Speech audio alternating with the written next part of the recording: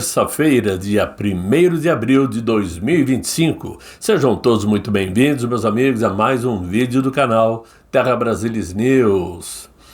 Prestem atenção que no próximo domingo, dia 6, a Avenida Paulista promete turbinar o projeto da anistia e alguns ministros ficarão com a cabeça inchada. Nós vamos falar disso já já. Muito embora todos nós deveríamos comemorar o Dia da Verdade, estamos comemorando hoje, mesmo de forma pejorativa, o Dia da Mentira. Não somente aqui, como lá fora também em alguns lugares.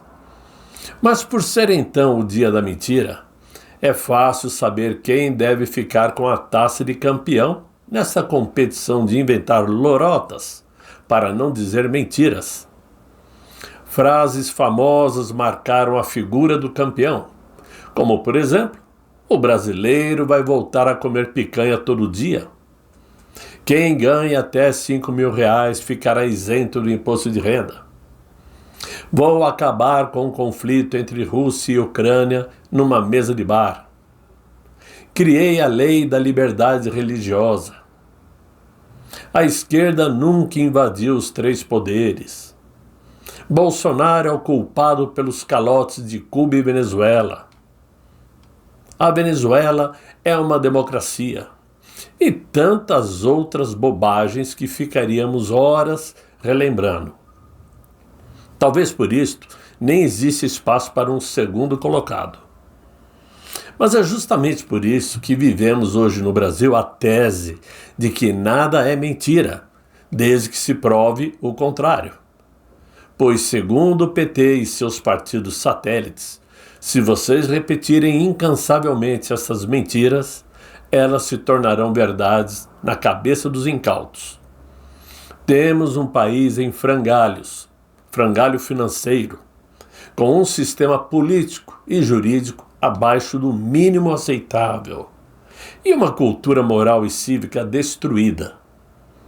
Por isso mesmo, deveríamos, no dia de hoje, homenagear de fato a todos os que conseguem ultrapassar essa barreira do atraso cultural, intelectual e social, já tão enraizadas em nossa sociedade, pois com sacrifícios conseguiram superar dificuldades de cuidar da família, de estudar os filhos, e estes, com muita educação caseira, conseguiram se livrar das armadilhas existentes dentro de universidades.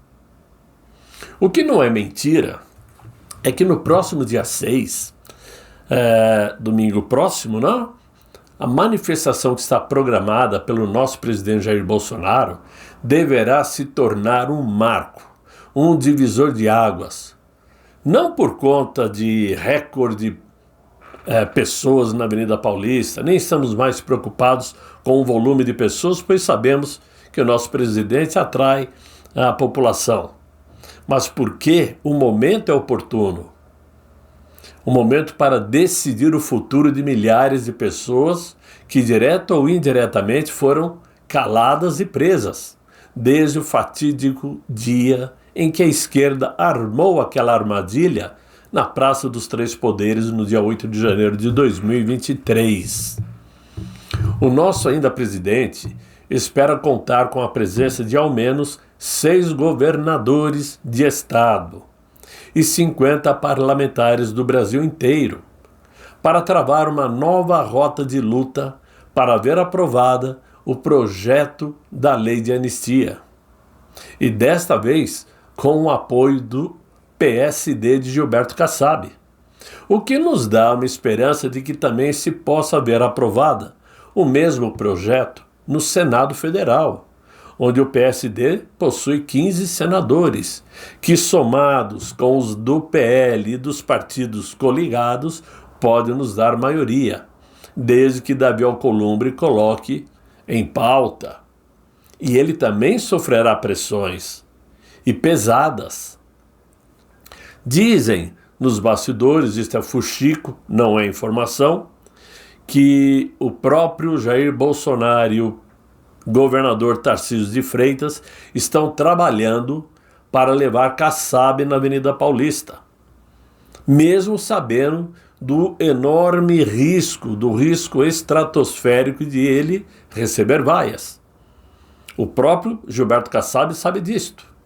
Mas parece que para se defender daquele ministro lá na Suprema Corte, o PSD resolveu encarar a bronca, mostrando que tem força suficiente para inclusive apoiar um processo de impeachment daquele ministro lá no Senado Federal. Ou seja, você me pega, eu te pego. Se você quer me julgar novamente, já que eu estava sendo julgado pelo Ministério Público de São Paulo, eu posso ajudar a fazer um projeto de impeachment a prosperar no Senado. E aí passa a ser uma briga de gente grande. Mas será que o Kassab terá essa coragem? Eu creio que não. Sinceramente falando, eu creio que ele não vai querer comprar esta briga, muito embora o seu vice-líder da Câmara, o Reinhold Stefanes, ele já entrou com um pedido de votação de urgência na Câmara dos Deputados para evitar que o projeto de anistia tenha que passar por comissões. Vai direto para o plenário. A pergunta que fica é a seguinte: até onde podemos confiar que o PSD se manterá firme até lá? Até onde as ameaças que Kassab recebe daquele ministro podem interferir em sua posição?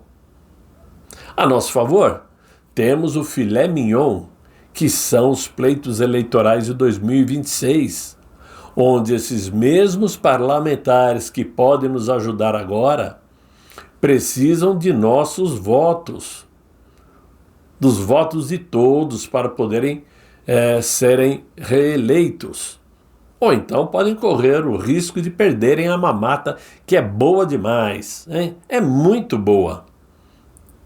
A estratégia, conforme a reunião que aconteceu, inclusive hoje, entre o nosso presidente Jair Messias Bolsonaro e a base da oposição, é travar todas as pautas no Congresso, não deixar nenhum projeto avançar, principalmente nas comissões, como uma forma de forçar o Hugo Mota a pautar ainda nesse mês o projeto da anistia. A oposição diz que já consegue apontar mais de 300 votos favoráveis para a anistia. Portanto, basta o Hugo Mota colocar em pauta. Vamos aguardar para ver o que vem, né?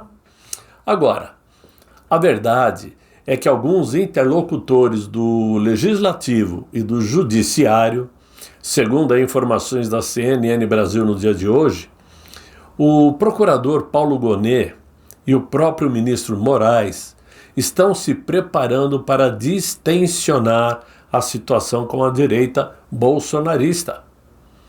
Não foi, por acaso, o arquivamento da acusação do cartão de vacinas de Jair Bolsonaro e nem a mudança para a prisão domiciliar de Débora dos Santos, mas sim uma forma... Essa mudança foi uma forma de diminuir a irritação dos conservadores, né? Essa irritação que tomou conta de toda a sociedade por conta dos abusos do judiciário. Segundo esses mesmos interlocutores, outra acusação contra Jair Bolsonaro, no caso, aquelas joias sauditas que se encontram nas mãos de Paulo Gonet, também deverá ser arquivada por aquele ministro. Até porque o próprio Tribunal de Contas, há uns 2 para 3 meses atrás, já havia determinado que as joias não são patrimônio público e pertencem sim ao presidente da República, no caso Jair Bolsonaro, assim como pertencem ao atual mandatário aqueles 6 containers que estão guardados no Banco do Brasil. 6 containers, sabe-se lá o que tem lá dentro, né? Mas quem não perde a mamata, em hipótese alguma, é o atual governo, que, como bem diz aí o grande jornalista José Roberto Guzzo, Cada vez que o Luiz Inácio fala em programa social, é sinal de que 15 minutos depois haverá desvios de money, né? Vai ter desvios de dinheiro público. Nunca falha. É do programa Bolsa Família ao programa do arroz barato, que nem conseguiu entrar em vigor por conta de ladroagem. Aliás, grosseira demais. Do programa Desenrola Brasil ao novo empréstimo do Luiz Inácio, que transfere bilhões de reais para do erário público para o caixa dos bancos, que é quem vai oferecer empréstimos ao cidadão. Ou seja, é sempre a mesma história. Se ele está falando em dar algum trocado para o povão, é porque a companheirada já inventou uma forma de faturar por fora. O último assalto é o tal programa Pé de Meia, que se propõe a dar R$1.000 para cada estudante de uma família que tem, em média, o ganho de meio salário mínimo. Eu não sei se alguém consegue viver com meio salário mínimo. Portanto, dizer que uma família tem uma média salarial de meio salário mínimo, eu acho uma coisa meio estranha. Mas é o que diz o programa. Parece piada, mas mal o programa foi lançado e a roubalheira já está rolando solta. Pois, segundo revelou aí uma reportagem do jornal O Estado de São Paulo, já existem cidades no Pará, na Bahia e em Minas Gerais, onde o número de beneficiados do Pé de Meia é maior que o número de alunos matriculados nas escolas. Nada de novo para os governos do PT, que até os mais bandidos sentem vergonha em saber. O que me irrita, o que me intriga, aliás, é saber que existem muitos brasileiros que ainda apoiam tudo o que vem acontecendo e votaria novamente nesse homenageado de hoje, do 1º de abril. Poderia ser engraçado se não fosse trágico, mas essa é a realidade que nós estamos vivendo. Então, tudo isto no mesmo pacote, as aberrações jurídicas, a situação daqueles presos e a situação econômica do Brasil,